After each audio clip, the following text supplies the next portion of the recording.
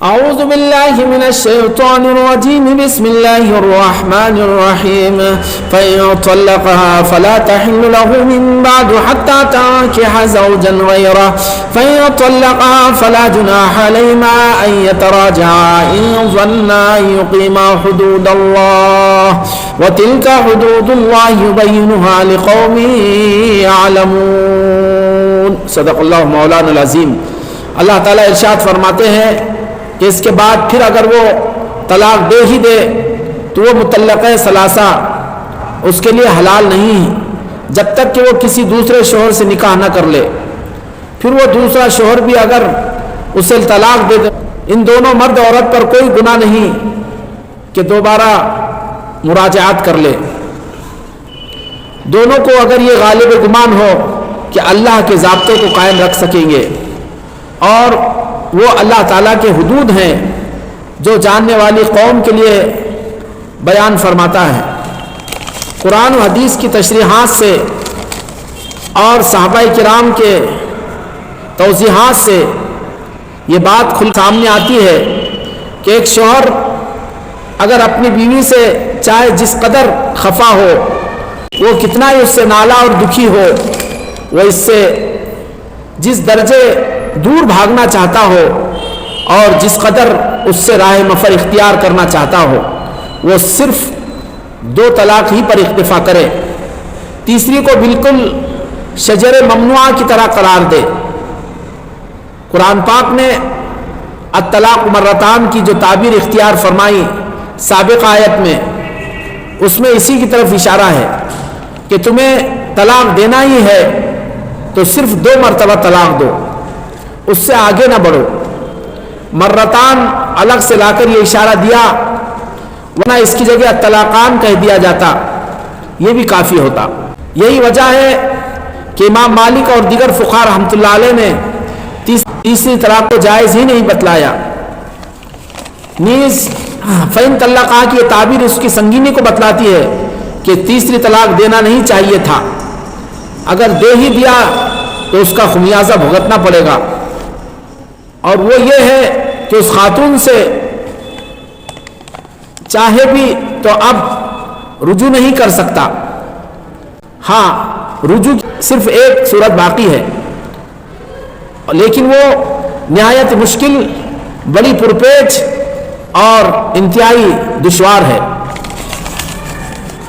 اور وہ یہ ہے کہ جس خاتون کو اس نے 3 طلاق دے دیا ہے وہ کسی دوسرے شخص سے نکاح کرے، نکاح کرنے کے بعد کے ساتھ ہم بستری ہو، اور پھر وہ یا تو وفات کر جائے یا پھر ان کے درمیان بھی کچھ انبن ہو اور اس کو وہ طلاق دے دے، پھر اس کے بعد اس شوہر سے وہ عدت گزارے گی، اور عدت گزارنے کے بعد اب اگر وہ چاہے تو اپنے اس سابق شوہر جس نے اسے 3 طلاق دے رکھی تھی اس سے وہ دوبارہ رجوع کر سکتی ہے۔ اللہ نے یہ فرمایا کہ فَإِن طَلَّقَهَا فَلَا جُنَاحَ عَلَيْهِمَا کہ دوسرا شوہر بھی اگر اس کو طلاق دے دیتا ہے تو ان دونوں پر، یعنی سابق شوہر جس نے 3 طلاق دی تھی وہ کہ دوسرے شوہر کے طلاق دینے کے بعد اور اس کی عدت گزارنے کے بعد اگر چاہے تو دونوں ایک دوسرے سے نکاح کر سکتے ہیں۔ ہاں، باقی اگر کوئی بیک وقت 3 طلاق دے تو یہ ایک انتہائی سنگین جرم اور بھیانک ارتکاب ہے، یہ اللہ تعالیٰ کی آیات اور اس کے قوانین کا کھلواڑ ہے۔ نبی پاک صلی اللہ علیہ وسلم کی حدیث اس سلسلے میں مذکور ہے، نسائی کی حدیث ہے کہ اخبر رسول اللہ صلی اللہ علیہ وسلم عن رجل طلق امرأته 3 تطلیقات جميعا فقام غضبانا ثم قال أيلعب بكتاب الله وأنا بين أظهركم حتى قام رجل وقال يا رسول الله ألا أقتله کہ آپ صلی اللہ علیہ وسلم کو بتلایا گیا کہ ایک شخص نے اپنی بیوی کو ایک ساتھ 3 طلاق دے رکھی ہے، تو آپ صلی اللہ علیہ وسلم غضبناک ہو کر، خفا ہو کر آپ صلی اللہ علیہ وسلم کھڑے ہوئے اور کہا کہ میری موجودگی میں اللہ کی کتاب سے اس طرح کھلواڑ کیا جا رہا ہے۔ تو اس پر ایک صحابی کھڑے ہوئے اور کہا کہ اللہ کے رسول، کیا میں اس کو قتل نہ کر دوں؟ تو اس سے اندازہ لگایا جا سکتا ہے کہ ایک ساتھ 3 طلاق دینا کتنا بھیانک جرم اور کتنا مبغوض عمل ہے۔ طلاق دینا ایک مقبوض عمل، پھر اس پر 3 طلاق دینا اس کا سنگینی، اور پھر اس سے بھی زیادہ بھیانک کہ ایک ہی مجلس میں پورے 3 طلاق دے دیا جائے۔ اگر کوئی 3 طلاق دے ہی دے تو طلاق واقع ہو جائے گی، چاہے وہ جدا جدا کر کے الگ الگ اوقات میں 3 طلاق دے یا ایک ساتھ 3 طلاق دے دے، طلاق واقع ہو جائے گی، کیونکہ کسی فعل کی سنگینی اس فعل کے مؤثر اور اثر انداز ہونے میں مانع اور رکاوٹ نہیں بنتی۔ مثال کے طور پر کوئی ایک شخص کسی کو ناحق تلوار سے قتل کرتا ہے اور اس پر تلوار کا وار کرتا ہے تو اس کا یہ حملہ ناجائز ہے، لیکن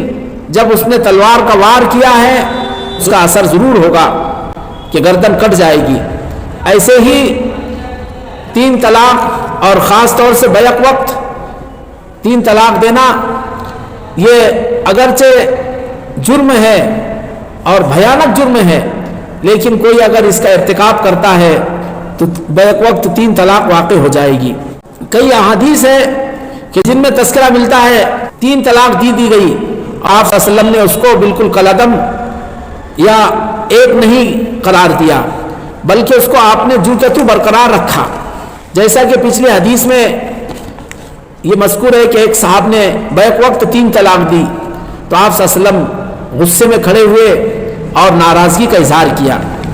ایسے ہی حضرت رفاع رضی اللہ عنہ نے اپنی بیوی کو 3 طلاق دی، ان کی بیوی نے کسی دوسرے شوہر سے نکاح کیا لیکن ان سے ہم بستری نہ ہو سکی تو دوبارہ رفاع رضی اللہ عنہ کی نکاح میں لوٹنا چاہی، لیکن نبی پاک صلی اللہ علیہ وسلم نے ان کو اجازت نہیں دی، حتیٰ تذوقی اسیلتہ یذوق اسیلتکی، کہ جب تک تم لطف اندوز نہ ہو جاؤ اور وہ تم سے لطف اندوز نہ ہو جائے تمہیں ایک دوسرے کی طرف رجوع کرنے کا حق حاصل نہیں۔ ایسے ہی حضرت عویمر رضی اللہ عنہ پاک صلی اللہ علیہ وسلم کی موجودگی میں اپنی بیوی سے لعان کیا، لعان سے فارغ ہونے کے بعد کہا کہ کذبت علیہ یا رسول اللہ ان امسکتها فطلقها ثلاثا قبل ان یأمرہ النبی صلی اللہ علیہ وسلم، کہ اللہ کے رسول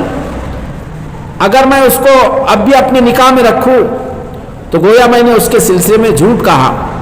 پھر نبی پاک صلی اللہ علیہ وسلم کے حکم دینے سے پہلے اور آپ کے حکم جاری کرنے سے پہلے انہوں نے اپنی بیوی کو 3 طلاق دے دی۔ تو یہ حدیث بھی بتلاتی ہے کہ آپ صلی اللہ علیہ وسلم نے وقت 3 طلاق کو آپ نے یوں ہی باقی رکھا۔ ہاں باقی حضرت عباس رضی اللہ عنہ کی حدیث جو صحیح مسلم میں مذکور ہے، کانت طلاق والا عہد رسول اللہ صلی اللہ علیہ وسلم و ابی بکر و سنتین من خلافت عمر طلاق الثلاث واحدۃ، فقال عمر بن الخطاب ان الناس قد استعجلوا في امر كانت لهم فيه عنات فلو امزینا علیہم فامزاه علیہم۔ حضرت عبداللہ بن عباس کہتے ہیں کہ رسول اللہ صلی اللہ علیہ وسلم اور ابو بکر کے اور حضرت عمر رضی اللہ عنہ کے خلافت کے ابتدائی 2 سال میں 3 طلاق ایک ہی قرار دی جاتی تھی۔ حضرت عمر رضی اللہ عنہ نے کہا طلاق کے معاملے میں لوگوں کے لیے سنجیدگی تھی، لیکن انہوں نے اس کو بالائے طاق رکھ کر جلد بازی کا مظاہرہ کیا، لہٰذا مناسب یہی ہوگا ہم اس 3 کو 3 ہی قرار دیں، چنانچہ انہوں نے ایسا ہی کیا۔ تو یہ حدیث بظاہر سابقہ احادیث کے خلاف جاتی ہے۔ سب سے پہلے یہ ثابت ہے کہ آپ صلی اللہ علیہ وسلم نے 3 طلاق کو 3 ہی برقرار رکھا، کہیں ایک حدیث نہیں ملتی کہ آپ صلی اللہ علیہ وسلم نے اس طرح 3 طلاق کو 1 قرار دیا ہو۔ صرف ایک حدیث رقانہ رضی اللہ عنہ کی جو ترمذی میں ہے، قال اتیت النبی صلی اللہ علیہ وسلم فقلت یا رسول اللہ انی طلقت امرأۃ البتہ فقال ما اردت بها قلت واحدۃ قال واللہ قلت واللہ قال فهو ما اردت۔ کہ حضرت رقانہ رضی اللہ عنہ کہتے ہیں کہ میں نبی پاک صلی اللہ علیہ وسلم کے پاس آیا اور میں نے کہا اللہ کے رسول کہ میں نے اپنی بیوی کو طلاق بتہ دیا ہوں، تو اس پر نبی پاک صلی اللہ علیہ وسلم نے فرمایا کہ تم نے طلاق بتہ سے کیا مراد لی، اس سے تمہارا کیا ارادہ تھا؟ میرا 1 طلاق دینے کا ارادہ تھا۔ تو اس پر کہا کہ کیا اللہ کی قسم یہی تمہارا ارادہ تھا؟ کہا کہ اللہ کی قسم۔ چنانچہ نبی پاک صلی اللہ علیہ وسلم نے ان سے فرمایا تم نے جو ارادہ کیا یا تمہاری جو نیت تھی وہی نیت قابل اعتبار ہے۔ تو صرف یہ ایک حدیث ملتی ہے کہ نبی پاک صلی اللہ علیہ وسلم کے سامنے طلاق بتہ کا تذکرہ آیا تو آپ صلی اللہ علیہ وسلم نے حلفیہ ان کی نیت کے بارے میں پوچھا، اور جب ان کی نیت سے یہ واضح ہو گیا کہ انہوں نے اس سے ایک ہی طلاق مراد لی تو اس پر آپ صلی اللہ علیہ وسلم نے اس کو ایک ہی طلاق قرار دیا۔ کہ نبی پاک صلی اللہ علیہ وسلم کی جتنی بھی احادیث ہے کہ جن صحابہ نے بھی اللہ کے نبی پاک صلی اللہ علیہ وسلم کے زمانے میں 3 طلاق دی،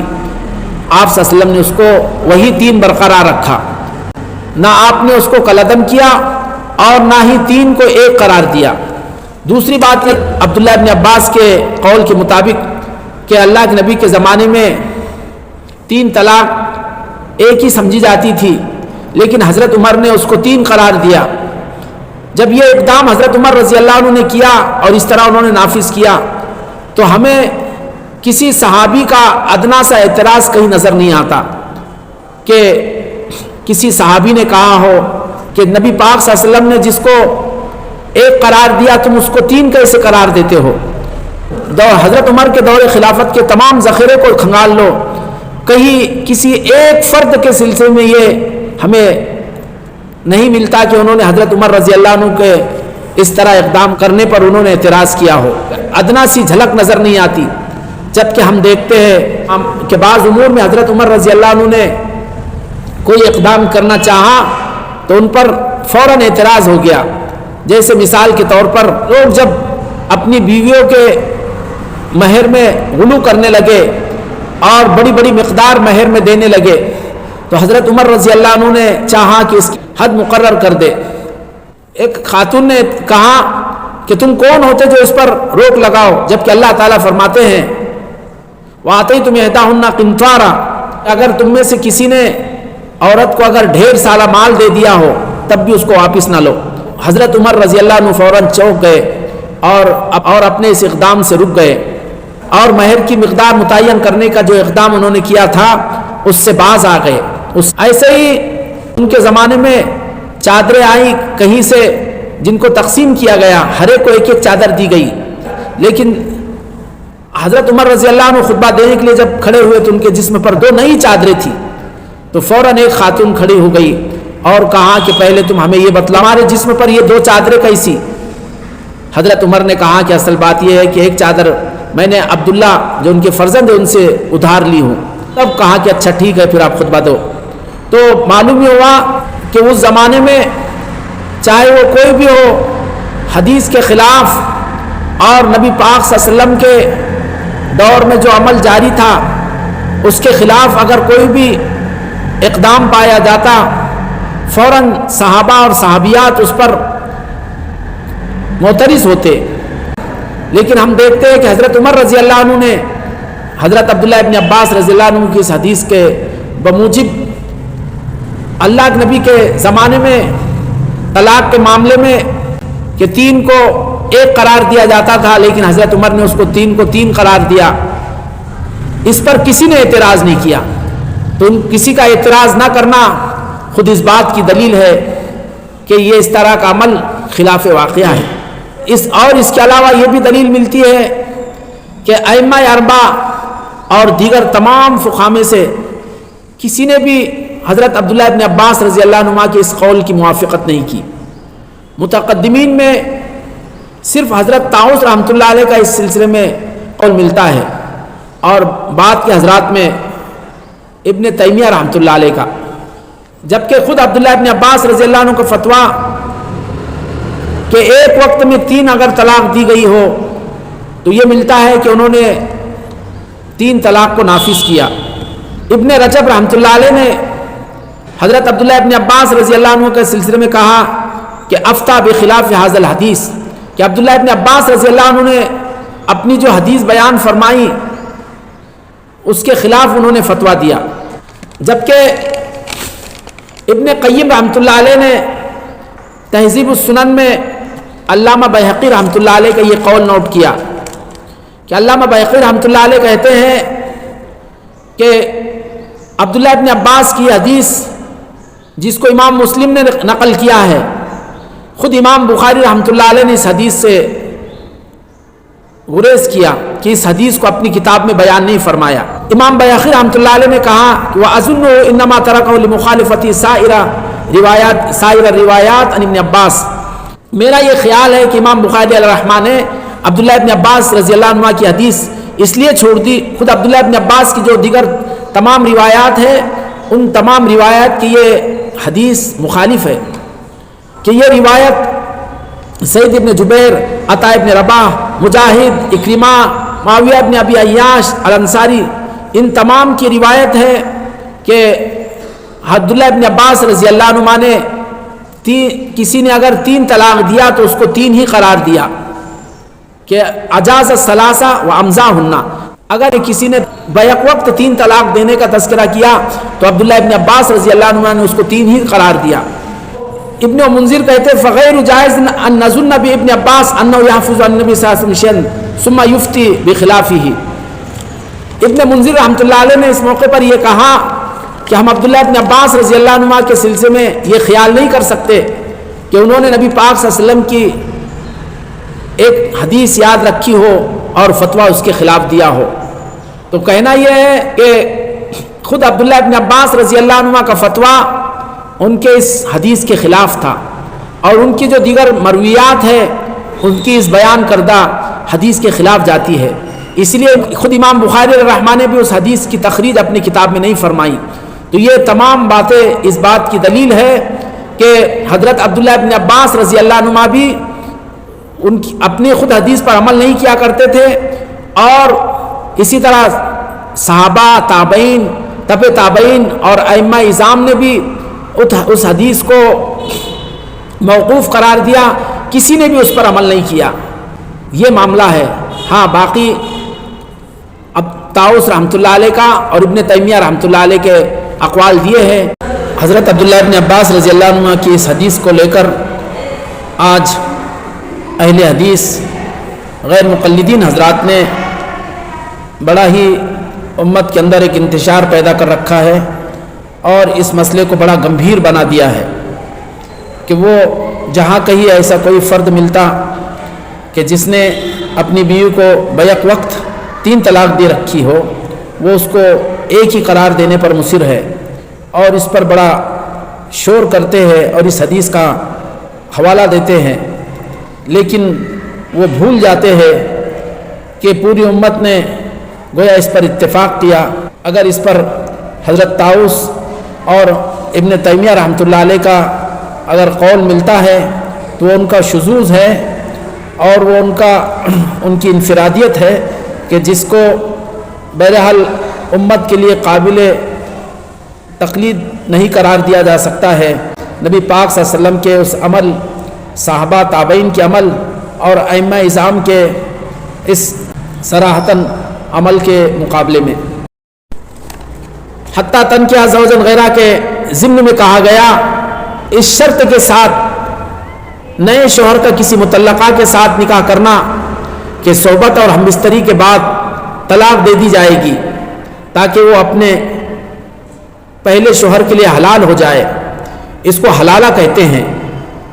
اور حلالہ کے سلسلے میں نبی پاک صلی اللہ علیہ وسلم کی مشہور حدیث ہے.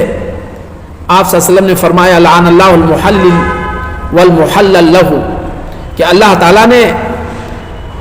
دوسرے کے لیے اس کی بیوی کو حلال کرنے والے اور جس کے لیے حلال کیا جا رہا ہے ان دونوں پر اللہ نے لعنت بھیجی ہے. کیونکہ اس طرح کا جو نکاح ہوتا ہے، نکاح کرنے والا نکاح کو دوسرے کے لیے کھیل، تفریح اور اپنی خواہش کی تکمیل اور شہوت رانی کی ایک شکل کا کردار انجام دیتا ہے، اس لیے اس پر لعنت بھیجی گئی. جبکہ دوسری طرف سابق شوہر جس کی خاطر نکاح جیسے مقدس اور سنجیدہ معاہدے کو تار تار کیا جاتا ہے، اس لیے اللہ تعالیٰ نے دونوں پر لعنت کی ہے. اکثر فقہا کے ہاں یہ نکاح فاسد کے حکم میں آتا ہے. احناف کے ہاں اس فساد اور خرابی کے باوجود ایسا نکاح ہو تو جائے گا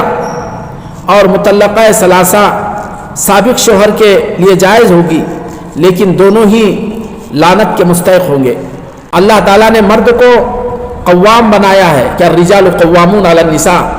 और अल्लाह ताला ने मर्द के हाथ में घर की बागडोर दी है और तलाक का इख्तियार भी उसी को दिया है। मर्द के अंदर चूँकि संजीदगी होती है, मनतानत होती है और उसके अंदर गहराई और गिराई होती है, जज्बात में नहीं आता, बात बात में नहीं फड़कता और उस पर गुस्सा नहीं होता। अगर वो कोई कदम उठाता है